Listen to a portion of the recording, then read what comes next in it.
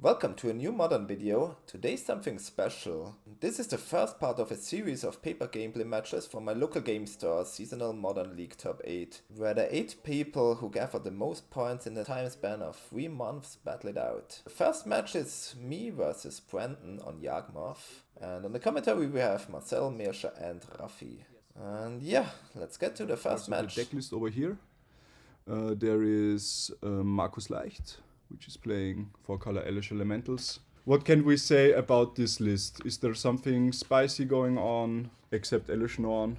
At this point, Marcus's list is familiar to everyone who follows RespectTheCat on Twitch and the results on Magic Online. I don't know if this is known information that Marcus himself is RespectTheCat. He's RespectTheCat, yes. And he's playing his classic list. Spicy choices, he is going for the Abundant Growth plan instead of the, let's say, more traditional Oath of Nissa that we see, which makes his list a bit stronger against Blood Moon effects. Yes. We might actually see this in this matchup because sometimes Yawgmoth decks sideboard that very spicy one copy of Magus of the Moon, but it seems like Brandon didn't choose it for this tournament. I don't see a Magus of the Moon. No. Nowhere in the list. So for this purpose, it shouldn't. We can also look at the deck list from Brandon. Just have a quick look over here. So there's no Magus of the Moon. What do we see here? There's a little bit of glare, but that seems like an ignoble hierarch on Brandon's side. Let's see some footage over here. So Brandon was on the play because he was the number 1 seed coming into the top 8. He had the most points accumulated during the season. And he's making the most of it by starting with probably the strongest opener with an ignoble hierarch. Yeah. Is that a second one? It looks like it, and it probably attacked for 2 damage based on the... Oh, and there we go. There's the Ren. The best counter to 1-drop creatures across and the entire gone. Modern format. This is already pretty much backbreaking. I feel like it looks like Brandon also had 1 or 2 mulligans, I think. He doesn't have a lot of cards left, so this is not a good start for the Yawgmoth deck. That's true. Also, Ren 6 is just backbreaking for the Yawgmoth deck. One hasty Strangled Rootgeist could solve it, but given that he didn't play it on turn 2, it's very unlikely that Brandon has the Geist in hand. What could also help is a 3rd copy of Ignoble Hierarch, because with the double Exalted trigger, he could attack Ren 6 and remove it from the battlefield. Yes. But it looks like Brandon knows that the Hierarch is going to die, so he uses it now. He sacrifices it to Eldritch Evolution, which will let him bring a 3-drop into play. And here's the Strangled Rootgeist. So actually, Ren 6 is dead. Yeah. But it did manage to... Oh. Never count the Elementals deck out, even when they're tapped out. Dang.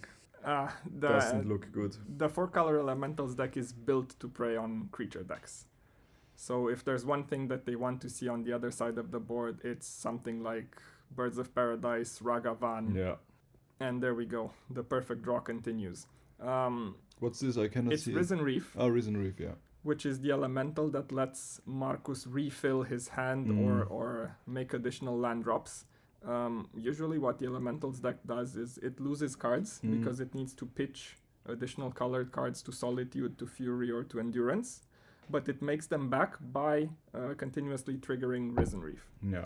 And the issue in this matchup is that Brandon, with the Yawgmoth deck, has no real removal to get rid of the Risen Reef. Yeah. So it will stay on the battlefield and keep generating. So advantage. what at this point can Brandon hope for? For the 2nd and 3rd game, or maybe he can just try to combo off and... He still needs a lot. 2 or 3 creatures on the board. He was trying.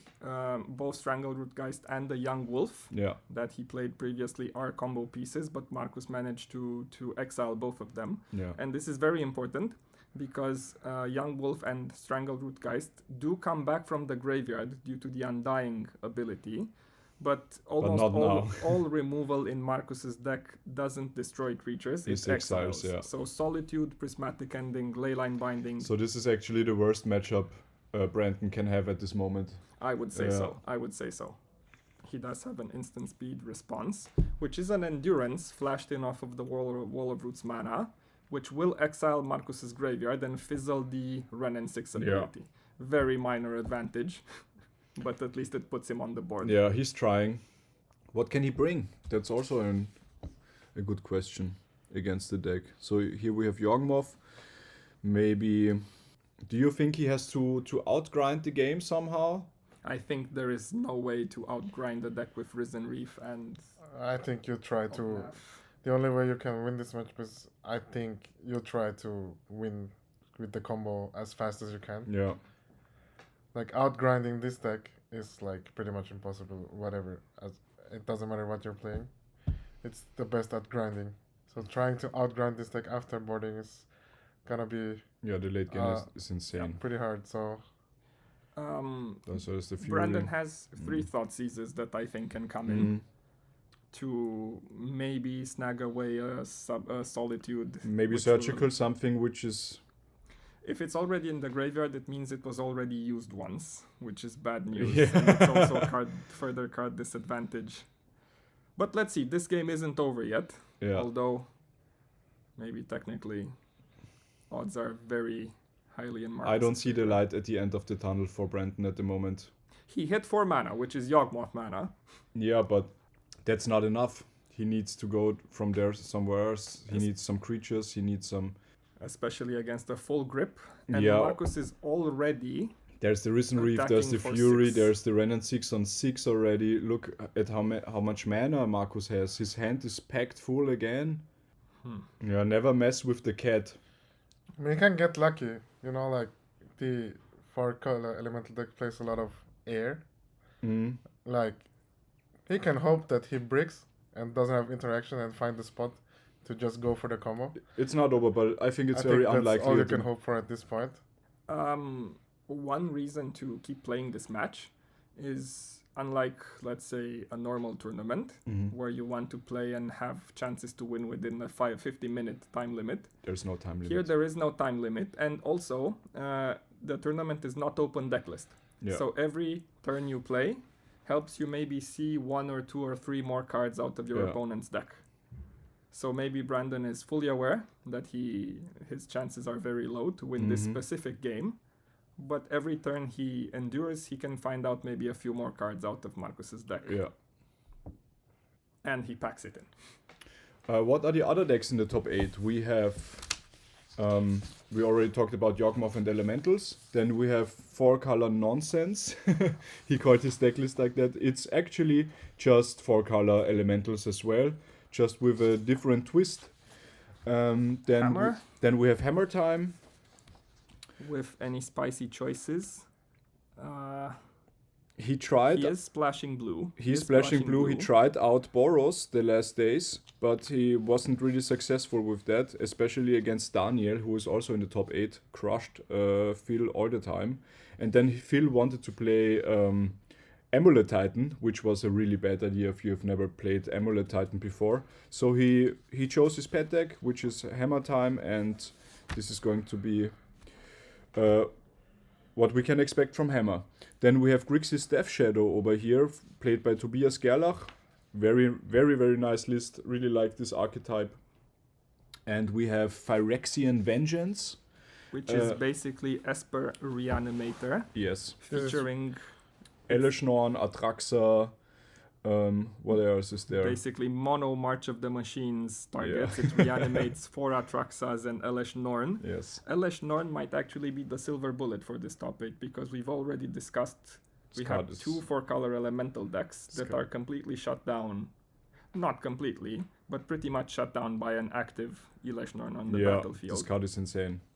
And lastly, and maybe this is the deck I'm most interested in, we have Infect out of Daniel, who is a long-lost Infect master from before Modern Horizons, featuring the new card from March of the Machines, Venerated Rot Priest. And I'm actually hoping we see it on camera, because this list is completely different from what we've seen before. It's completely different. I don't want to spoil it now too much. I think this can be very explosive. Also, Venerated Rot Priest is maybe just the card that the deck needed. Well, it's obviously a really good card to get for this deck. This is something that the deck needed. And also, it's it's a deck that hasn't been played in the last like 1 or 2 years, so people forgot maybe. Was not good Like- enough, yeah. Okay, our players are still sideboarding. So the first one is over now. I saw Brandon putting in maybe up to 4 cards. No, but he's using the professional player technique where you sideboard in more cards than you need, and then you take out a certain number of cards, and you can fake sideboard in this way. Even if you have no cards to bring in the matchup, you still pretend to bring in, let's say, a handful of cards. Let's look at this list again. So, do you think he boards the Thoughtseizes? I think out of the entire deck, it might be the only card he could go for. Shieldred is a house on its own, but it's a 4-mana sorcery speed creature that is vulnerable to all of the removal spells that Marcus is playing already. And all of the others, Fatal Push, Go for the Throat, the removal is 1/1, which is not something that you want to do anyway against. Yes. You might want to bring in Go for the Throat to try to kill an Omnath.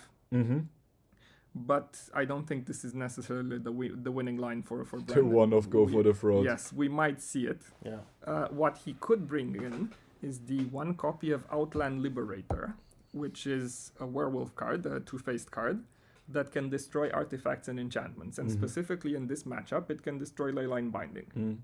The trick is, you respond to the ability of the Leyline Binding, to the ETB trigger that would exile your creature by destroying it.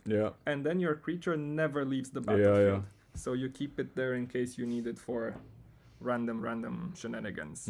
So this might be one card that we see brought in, especially since it can be tutored up by Court I'm of very Calling. curious. So Brandon is on the play again. So let's look over Marcus' decklist again. Here we have it.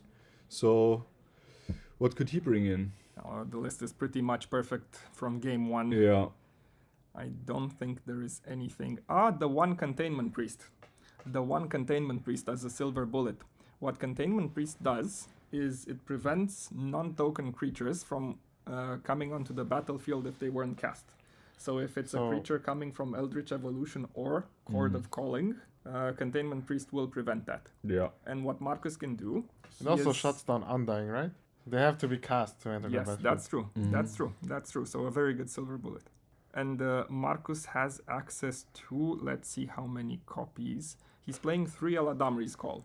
So any 1 silver bullet creature is basically 4 copies in his deck. What do you think about Magus of the Moon? I've heard the mixed impressions, and it could be surprisingly good. Usually, Yawgmoth plays around it with the Birds of Paradise and Noble Hierarch that can generate colors even under Blood Moon effects. But considering you have so much spot removal and Ren and 6 to keep the birds in check, it could be a reasonable plan. But Marcus's deck is so good. What do you take out for these cards? Because anyway, all of his cards are It's already insane perfect. in the matchup. Yes. It's already perfect. This list is just something else. Let's see. Our players are ready to go. He's rooting. So, I assume Brandon chose to go first again. Yeah, I think so too. So what does he need? He needs a perfect 1-drop, then he needs into another 1-drop, and then hopefully just ramping off into the combo, right? The hand looks good. We see 1 Thoughtseize at least that he brought in from the board. Yeah, true. As well as a Hierarch. So considering he's on the play, he could start off with a Hierarch and then Thoughtseize the Ren in 6. Yes. That could be threatening. I think it's one of the best hands he could be hoping for here. Yeah, keep it, Brandon. Let's see if he starts off with Thoughtseize or Hierarch. He goes for the Thoughtseize. The more conservative play. And sees a hand of 4 lands, 2 spells. Wow. What do you take? Solitude And an Abundant Growth, yeah. Interesting decision here. Yeah. The Growth can draw him into more gas, but Solitude already is gas. Yeah. And he goes for the Growth. Okay. Interesting. Assuming that even if Marcus draws a white card, he's going to have to throw both of them away if he wants to have early answers to the combo. Yes.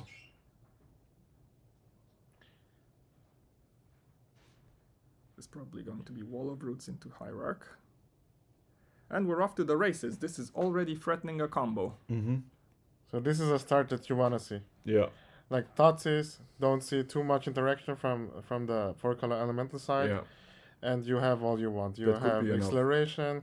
All you need is an undying creature and a Yawgmoth, basically. And Marcus not to top deck Renin 6 exactly now. Exciting.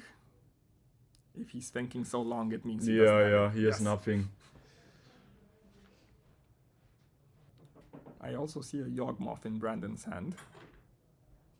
So it could be pretty yes. Oh, here it is. Pretty close to the nuts. There it goes. And there's the Poseidon. All right. So at this point, Brandon can already start to draw some cards if he's willing to throw away some of his mana dorks. That is a 1 mana spell. The glare is a little bit too bad somehow. What could be 1 mana and in because prismatic ending is I'm pretty sure it's Leyline Binding. it's Leyline Binding. It has to be, Can't right? be anything Because else, that's right? a sacred. It is Leyline it's a Binding, sacred yeah. foundry from the yes. So already Marcus has Domain, all 5 basic land types in play. So he's able to cast a Leyline Binding for just 1 mana. And Leyline Binding is not a human, so Yawgmoth doesn't have protection from it. Yeah. In response, Brandon chooses to sacrifice his Hierarch to draw a card. What's a bit weird is seeing him be forced to play the Boseiju, which would have otherwise dealt with the Leyline Binding. Yeah, true. If he had any other land, he could have had it in as a response. How many Poseidons does he play? Just one? Just the one. No, two. Two copies. Okay. 2 copies of Boseiju. And let's see if he boarded in any Outland Liberators or Force of Vigors. Is there any other option to deal with the Leyline Binding? 2 Force of Vigor, 1 Outland Liberator from the sideboard. And I think nothing else in the main deck. But it being there is pretty scary for Marcus, because now if Brandon draws any enchantment removal spell, he basically has access to an instant speed Yawgmoth whenever he kills the Leyline Binding. Yeah, welcome to the chat, Tuko, Ruffy and Mircea. It's great over here. Eldritch Evolution, sacrificing Brandon's only creature, the Wall of Roots. This can fetch another copy of Yawgmoth. It goes +2. He goes for right? Grist. He goes for Grist, so he is... this makes a lot of sense, because Brandon knows that Marcus doesn't have a lot of gas, so he can try also to shift, to pivot the game plan towards Grist, and to try to outgrind some value this way. But he has the Solitude, right? He still has the Solitude, He has the Solitude, and he goes to 4 mana next turn, so he can just hardcast the Solitude and get rid of the Grist. No. Grist on the board is a creature. You can exile it. No, right? Is it? Is it anywhere else? Grist is just on the anywhere else. stack a creature, right? Yes. Well, in play, I think you can't touch it with Solitude. Yes. So this was actually a very good search target for Eldritch Evolution. But where to go from there? Keep making tokens. And just hope. Force Marcus to use the strong cards in his hand. Because if he uses a Solitude or a Fury to kill a few Grist tokens that you didn't invest resources in, you're already starting to get back into the game card-wise. Yeah.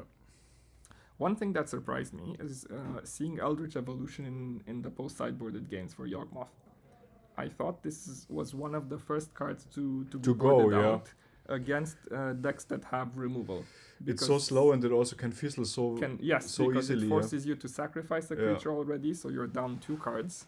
But it's panning out now. I think tutoring for Grist is just so powerful that it's worth it in some matchups. That is a Risen Reef. Doesn't do much. Doesn't provide too much pressure for Marcus. But it will help him claw back into the game now, because if he casts a Solitude, he gets to trigger Risen Reef again. Yeah. Brandon shuffles his own graveyard to recycle some of his tutor targets. I didn't pay too much attention at what he has in the graveyard. He had a Strangleroot Geist, an Eldritch Evolution. I think what he's trying to do here now is just go fast. Like, he knows Marcus doesn't have a lot of gas. He has the Grist, which spits out tokens every turn. So he just wants to end the game as fast as possible. The question now is, do you kill the Risen Reef with the Grist minus ability? I think you do. Because I think you have to. You have to. You want to keep Marcus low on resources. Yeah. You never want that creature to trigger because again. When the engine is running, it just runs away. Yes. So if Marcus untaps now and pays 5 mana for the Solitude, he gets an extra card as well. Yeah. And I think this puts him back in the game. Okay, there's the Wolf. A great sack target for Grist because the Wolf comes back. Marcus doesn't have the instant speed endurance. And the board is looking very strong. Brandon is attacking for 5. That's a clock. He's at 9. 9 because of all the fetch shocking that this 4-color does. This 4-color deck does. Did they already take the damage now? Yes. Okay, I didn't see it. He's on 9. But Marcus is now threatening the Solitude, which can exile one of the creatures and block another one. So attacking with the 1/1 tokens is a liability. Yes. Because they can get blocked and trigger the lifelink off of the Solitude. This is a much safer attack. But 1 Solitude can take care of this entire... But Marcus has a 3 mana answer. His own Endurance. This can kill the Wolf in combat. He takes 3 down to 6. But now the Endurance is exposed to the Grist minus again. Mm-hmm.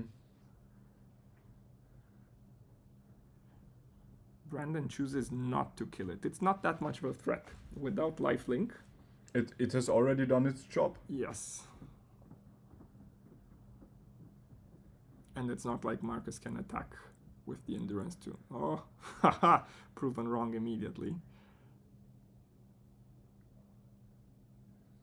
So Marcus is on 3 cards in hand. A Solitude and 2 Unknowns. Yeah. Does anyone know what Brandon has got in hand? Very cryptic. I haven't seen any other. They're not even holding their hands up, so I can never look into it. Probably 2 lands. Every one of them. Which again makes it very unfortunate that he had to use Boseiju. Yeah. I wonder if he had any other lands, but probably he didn't. There was no way he would have just made a land drop off of Boseiju if he had any other lands. So No. I don't think at that point there's no reason to play the Boseiju if you have any other lands. Yeah. Yeah. So here we see the Solitude coming in, exiling the Endurance. It's indeed a land. coming in at instant speed. Yes. Okay, so this is Brandon's second main. He mills over a Grist, which is the only other insect in his deck, which re-triggers the Grist's +1. So this is the one corner case in which he gets 2 insects on activation. He also has some really nice tokens over there, which depicts a little kid, which is a wasp. With some horse over there. Funny. Always magic fantasy. Yeah. Okay. Here comes the Fury. Full value for Fury. No. Takes care of all the blockers. And just like that, the board is his.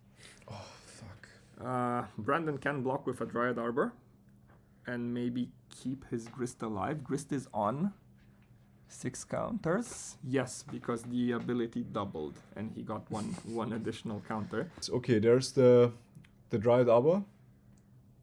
No, is it? It is. Yeah, sure. It will block 3 damage. It sacrifices itself to keep Grist alive.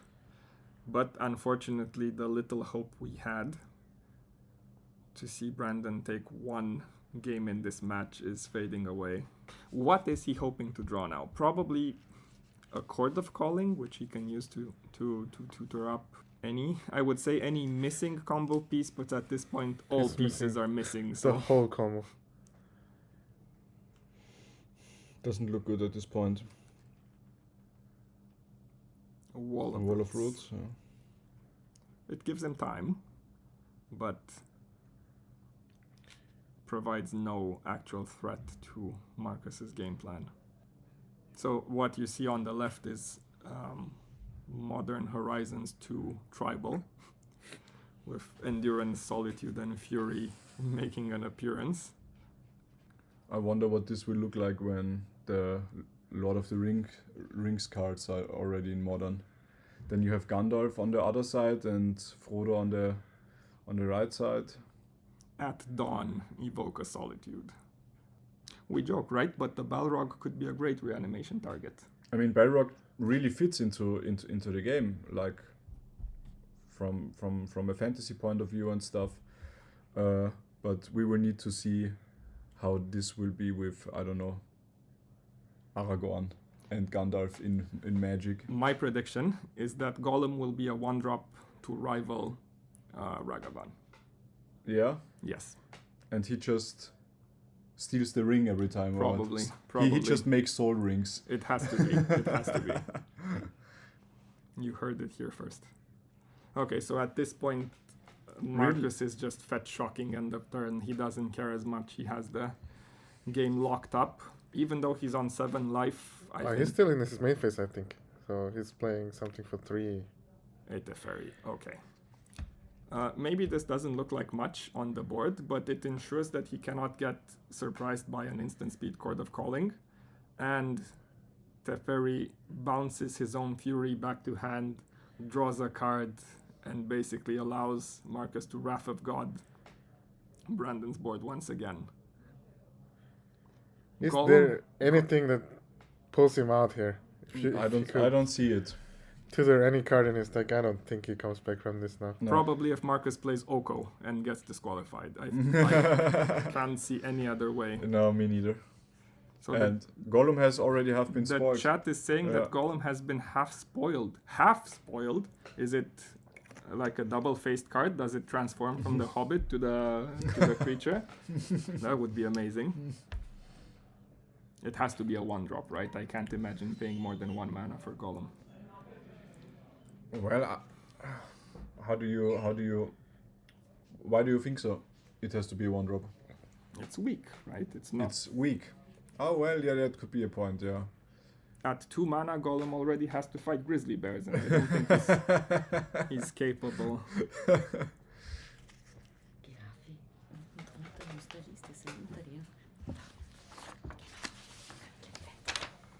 So I think this is this the lethal attack? Nope, no, Brandon is at 2. Let's see if he draws another Thoughtseize and denies Marcus the pleasure. No. Chord of Calling, and that's it. Alright, Marcus takes the win on the first game and moves on to the winner's bracket. Yes. We don't. Alright, so this was the first round, me versus Brandon, which wasn't actually that exciting. Both of us flooded pretty much and didn't do that much, but yeah, there are a lot of more exciting matches to come, so check out the next videos.